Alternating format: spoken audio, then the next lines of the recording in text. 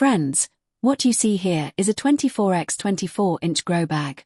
In today's video, I'll show you how to prepare a nutrient-rich potting mix for large grow bags, or any size pot bag, very easily and cheaply. In fact, almost for free, while keeping the overall weight very light. With this method, you won't need to use large amounts of soil or extra fertilizers. Yet your pot or grow bag will remain lightweight. If you practice terrace gardening, you won't need to buy expensive cocoa peat. Simply prepare your potting mix this way to keep the container light and nutrient-rich, ensuring there are no nutritional deficiencies. At the end of the video, I'll show you how to plant in it and share an update on the plant's growth after 1 month, so be sure to watch the whole video. If you are using large grow bags like this, place them exactly where you intend to keep them permanently. Before adding anything else to the pot or grow bag, you first need to lay down a layer of soil at the bottom. This prevents nutrients added later from draining straight out with the water. A 2 to 3 inch layer of soil is essential for this. You can use any old or spent soil, such as soil from old pots that has lost its nutrients, for this purpose. This offers 2 benefits.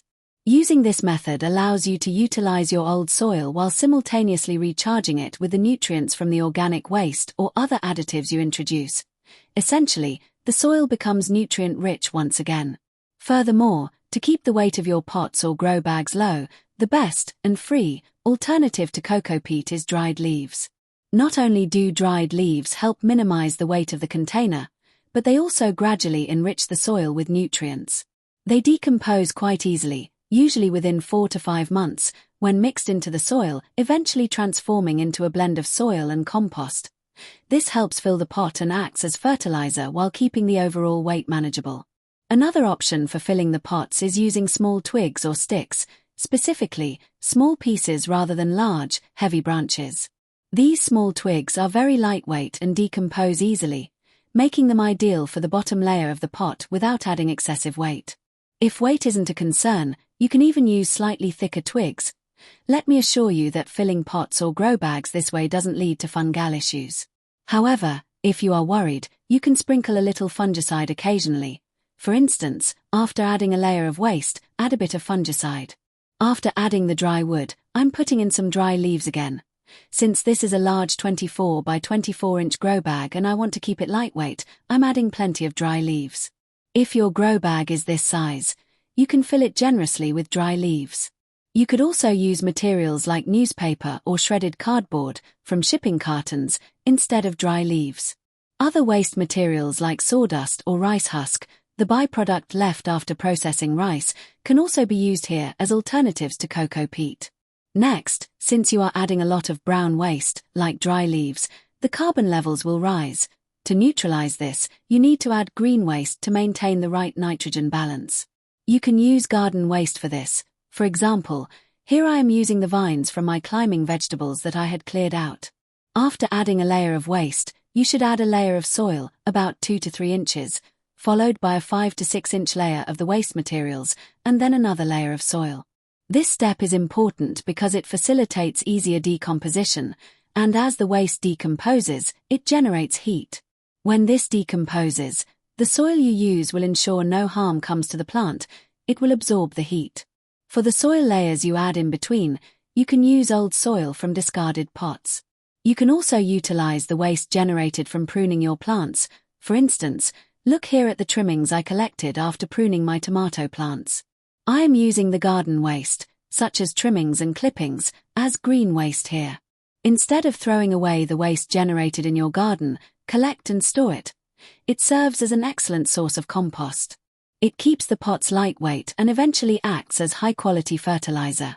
You can also use *parley* stubble, the waste left over after harvesting paddy or rice, if you can source it. Collecting this is great for filling pots, as it decomposes into excellent compost and keeps the potting soil very light. It can serve as a substitute for cocoa peat. I obtained some from the farm soil I ordered and saved it for this purpose. When layering the materials, aim for a balance. Start with a little soil, followed by dry brown waste, then green waste, and another layer of soil and brown waste. You can use kitchen waste for the upper layers. It is rich in nutrients essential for plant growth, so feel free to use fruit and vegetable peels generated in your kitchen. You can use items like eggshells. I don't have much kitchen waste right now because I regularly use it in my garden, so I'm using whatever amount I have. If you have a larger quantity, feel free to use more. Within a short period, about 1 to 1.5 months, this will turn into compost, and you won't need to add extra fertilizer to the soil or plants if you use a good amount of kitchen waste here. After adding a good layer of kitchen waste, you need to add a layer of dry leaves. I am suggesting this procedure for larger pots or grow bags. If you are filling a smaller pot or grow bag, you should stop after adding just one layer of each. You can also collect green leaves and use them to fill the pot. As you can see, friends, this 24-inch grow bag is now 70 to 80% full.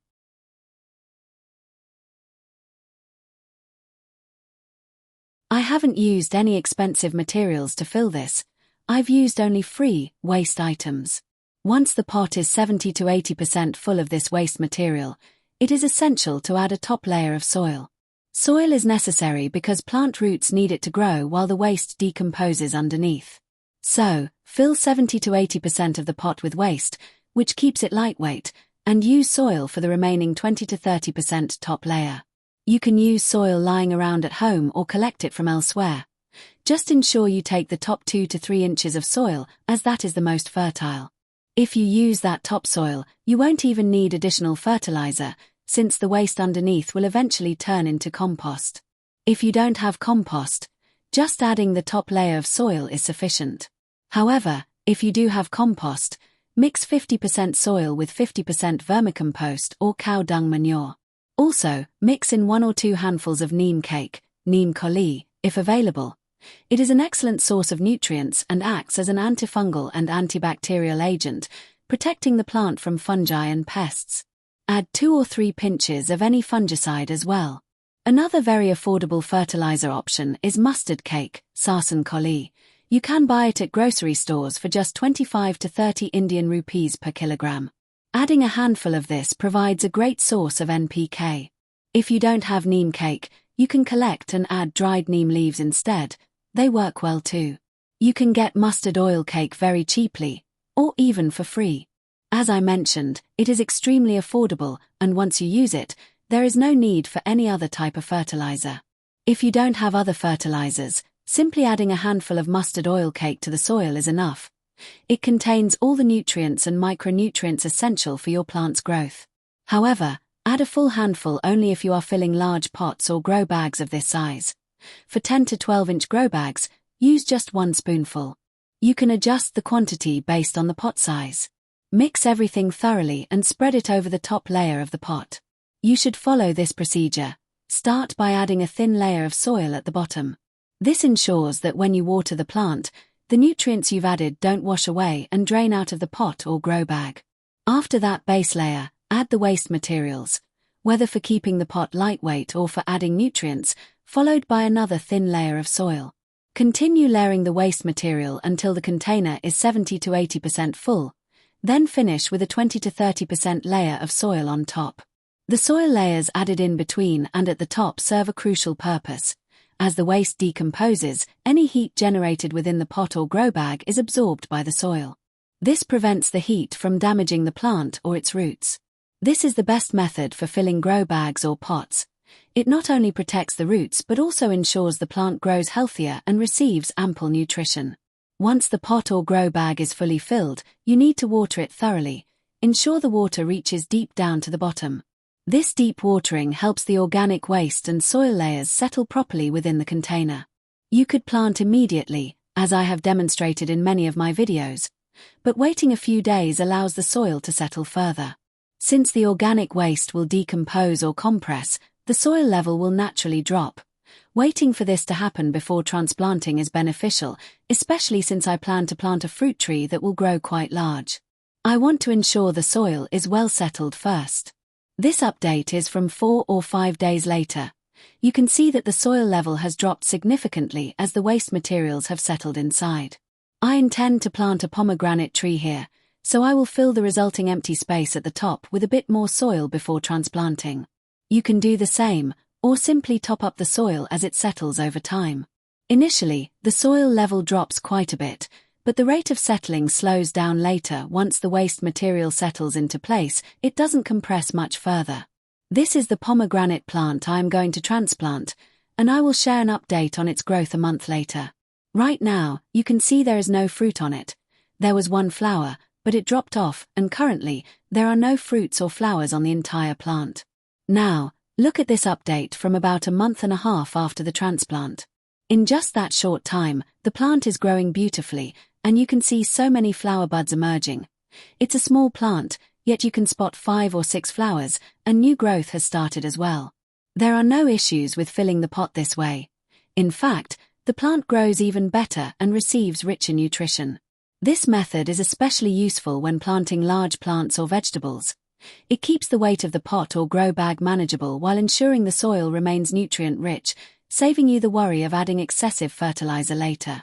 It is a very cheap, free, and excellent way to fill pots or grow bags. The video turned out a bit long because I intentionally didn't skip any details. Not everyone has enough soil to fill a large 24-inch pot. I wanted to share the best method for growing fruit plants, especially for terrace gardens, in a cost-effective way that uses less soil, so you can easily grow plants without spending a fortune on materials. I've also shown you the progress to demonstrate how well the plant grows. I hope you found today's video useful and appreciated the information I shared. If you enjoyed this video, please like, share, and subscribe to my channel. And finally, thanks for watching.